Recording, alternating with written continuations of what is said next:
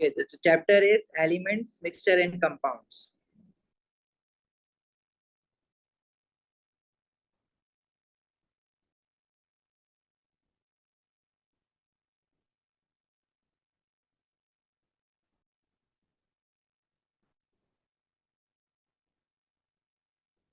We have already discussed the definition of elements in atomic structure. Can you tell me the definition of element? Can you just recall it? Element को कैसे define करते हैं हम? An element is a pure substance that is made up of same types of atoms only. Element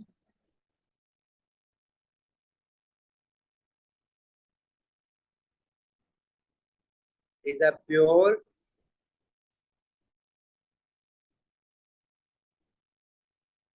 substance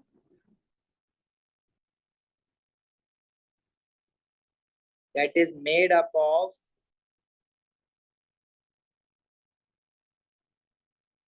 same type of atoms only. For example, जैसे हमने पहले बात की थी, let's say if we have gold element, and gold element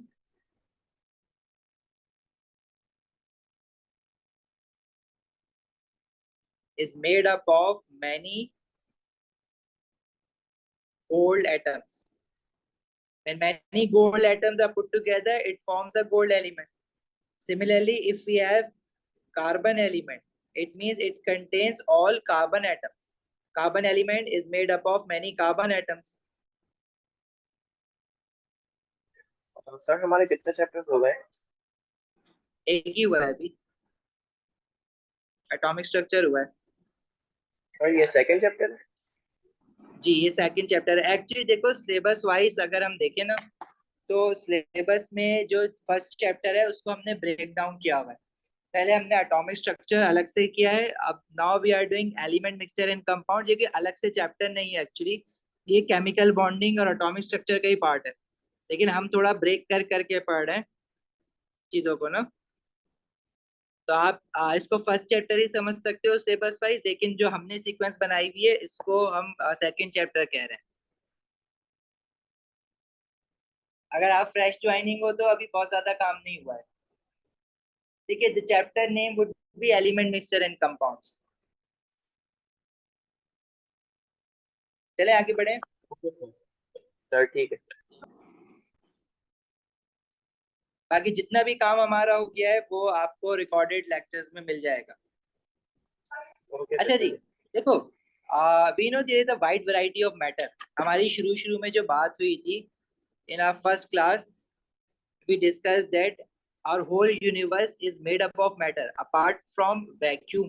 जो space है ना, vacuum के अलावा जो भी चीज है, including our earth, every living organism, every non-living thing, and every planetary object, they all made up of universe, and this all universe is made up of a certain type of matter. There's a wide variety of matter na?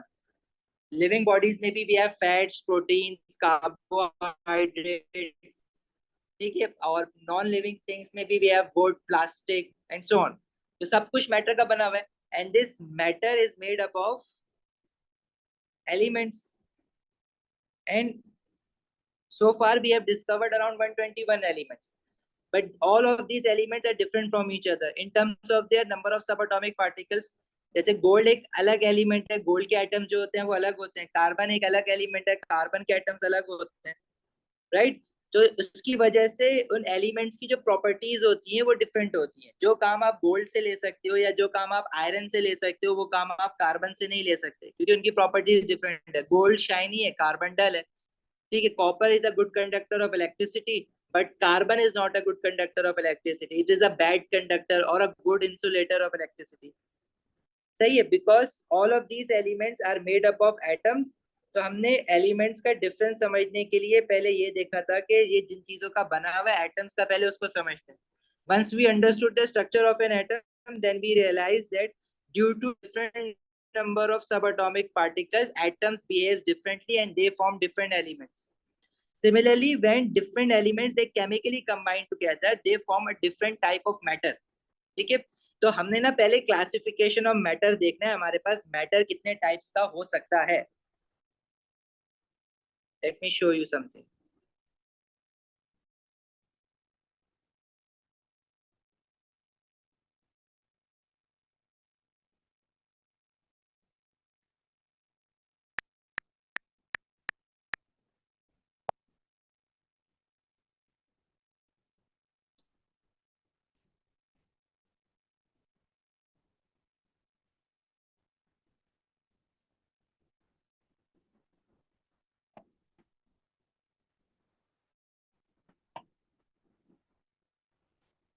The classification of matter basically क्या होती है हमारे पास. Matter is classified into two broad categories. Either matter can be your pure matter or it can be your impure matter. अच्छा देखो, chemistry जो है ना purity और इम्प्योरिटी को थोड़ा डिफरेंट तरीके से देखती है. जैसे आप डेली लाइफ में प्योरिटी और इम्प्योरिटी समझते हो ना, केमिस्ट्री में थोड़ी सी प्योरिटी और इम्प्योरिटी डिफरेंट है. जैसे for example, if we have pure carbon, तो प्योर कार्बन का मतलब ये होता है it only has carbon atoms. We would call it pure carbon. Let's say if we have pure gold, it means pure gold has only gold atoms.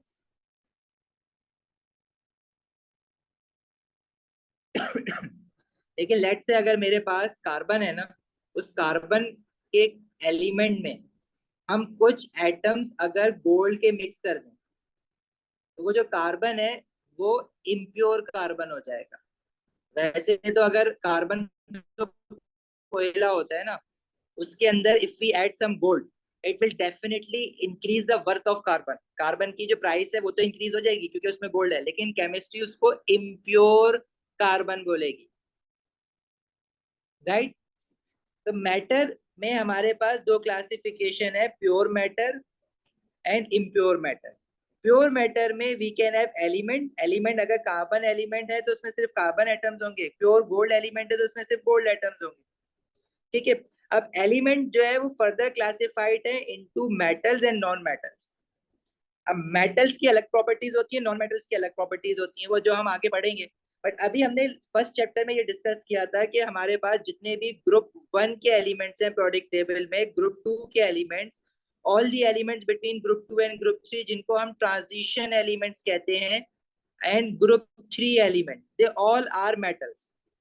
इसी तरह अगर हम ग्रुप 4 की बात करें ना, तो ग्रुप 4 में हमारे पास सारे के सारे एलिमेंट जो होते हैं वो नॉन मेटल्स नहीं होते. जैसे let me show you the product table, फिर मैं आगे बताता हूँ.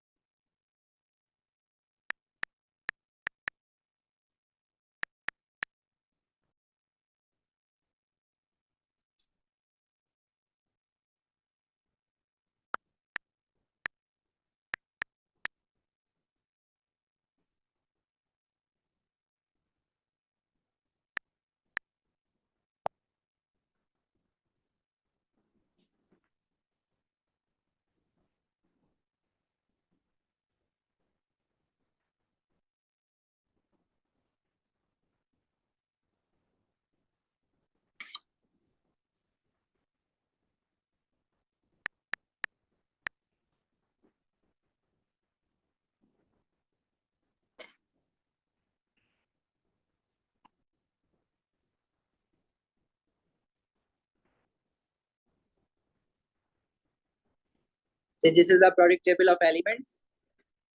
इसमें ग्रुप 1 के एलिमेंट्स, ग्रुप 2 के elements, all the elements between group 2 and group 3 and group 3 तक, ये सारे के सारे मेटल्स होते हैं. ठीक है. All of these elements, group 1, group 2, all the elements between group 2 and group 3 and all group 3 elements. अच्छा, ग्रुप 4 में भी हमारे पास कुछ एलिमेंट्स मेटल होते हैं, जिनमें से एक मेटल हमें टिन याद रखना है और एक लेड याद रखना है. तो जिनको मैं हाईलाइट कर रहा हूँ ना रेड कलर में, दीज ऑल आर मेटल्स.